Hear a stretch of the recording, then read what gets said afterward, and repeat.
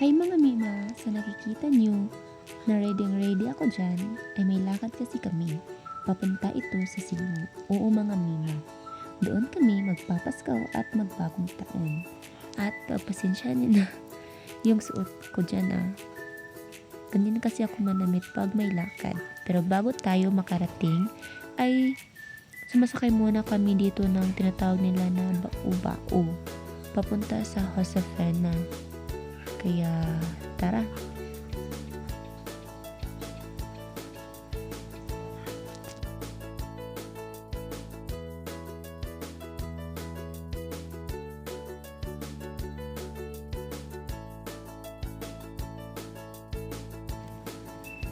Dito nga ay nakarating na kami sa Josefina para dito na naman mag-aabang ng bus papuntang Dipolog. Pero hanggang bus stop lang kami sa Maygalas dahil nandun ang pantalan at doon kami sasakay ng barko. Dito ay nag-aantay muna kami ng bus na aming masasakyan.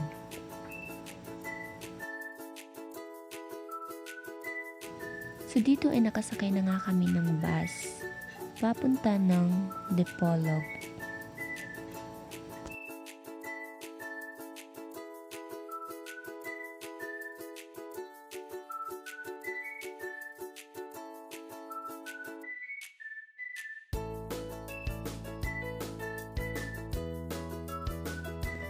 At narating nga namin ang bus terminal ng Osmeña dahil sasaglit itong bus para may mga pasahero namang sasakay.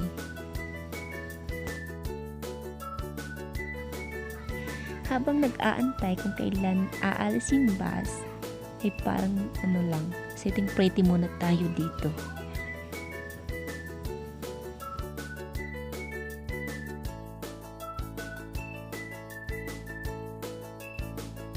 Ilang minuto lang ay umalis na din yung bus.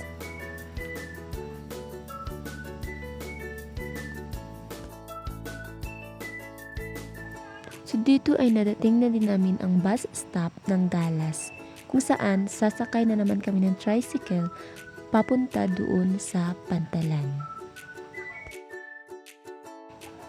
Pagkababangan namin ay pumupunta na naman ako para magbayad ng boarding pass para makapasok kami sa loob.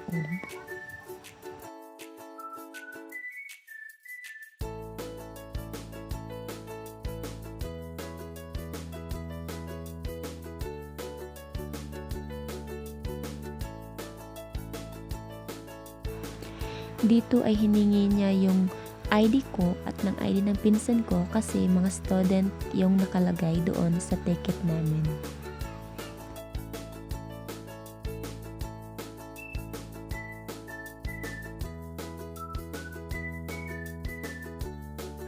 Pagkatapos kong magbayad ay umalis na nga kami para pumasok na kami sa boarding area nila. At ito yung nakalagay, Port of Dipolog. Dito ay chinecheck na naman yung ID namin dahil kinukuha yung school ID namin dito para makapasok na kami sa loob.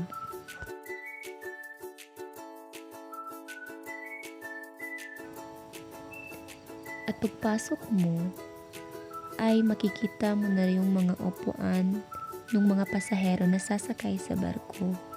At may lagayan sila dyan sa center ng mga bag para ipapaamoy ng mga aso ng mga seaman.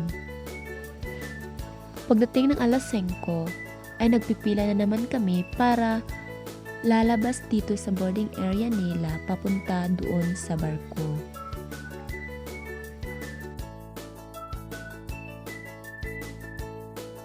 Meron silang isang shuttle bus dito pero mas pinili na lang namin na maglakad kaysa sa makipagsiksikan sa kanilang shuttle bus. Di naman kami marami din naman kami na naglalakad kasi malapit lang din naman yun.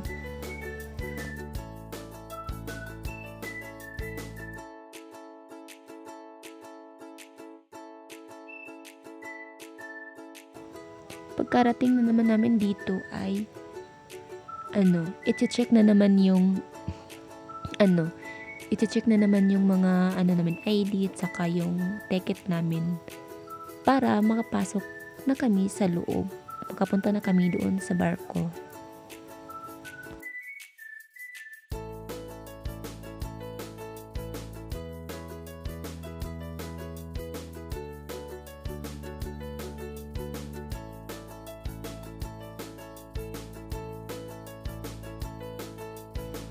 Pagkatapos na ma-check yung aming ticket, ay dumiretso na kami sa taas ng barko o pumapasok na kami sa barko.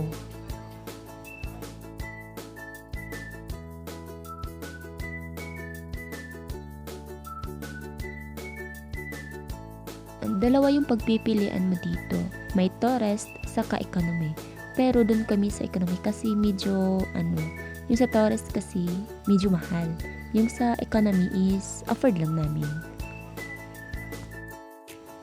Pagkarating namin dito sa taas, dito sa economy, ay hinahanap na namin yung number ng aming higaan. Kasi isang gabi maglalawig, maglalawig yung barko.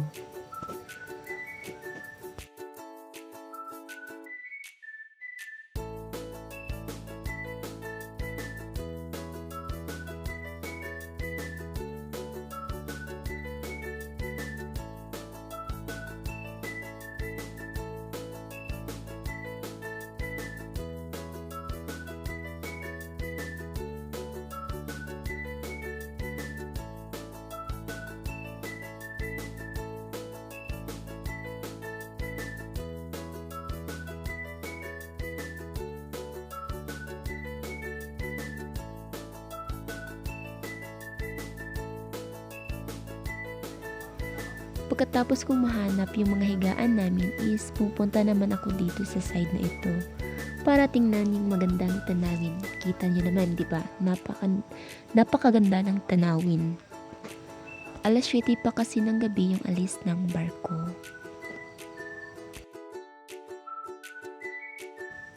Dumating na nga ang oras at umalis na yung barko sa daungan at papunta na kami ng Cebu City. Dahil inaantok na ako dito, ay matutulog muna tayo kasi pa naman yung dating natin mga alas 4 o alas 5 ng umaga pa, kaya matutulog muna ako. Pagdating ng alas 4 ng madaling umaga ay nagising ako at nandito na pala kami sa Cebu, malapit na. Ito yung tanawin, makikita nyo dyan. At dito naman ay dito dumadaan sa ilalim ng tulay ang barko. Ito ang tinatawag nila na CCLX, the longest bridge in the Philippines. O diba?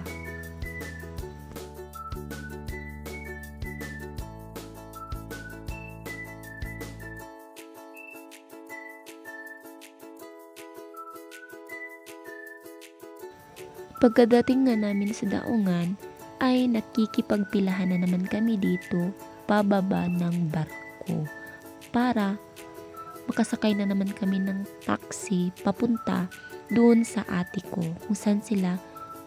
kung saan yung tinutuluyan nila.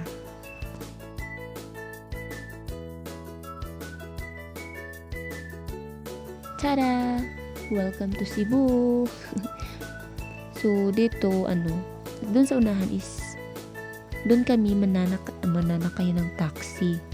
Doon kami maghahanap ng taxi namin.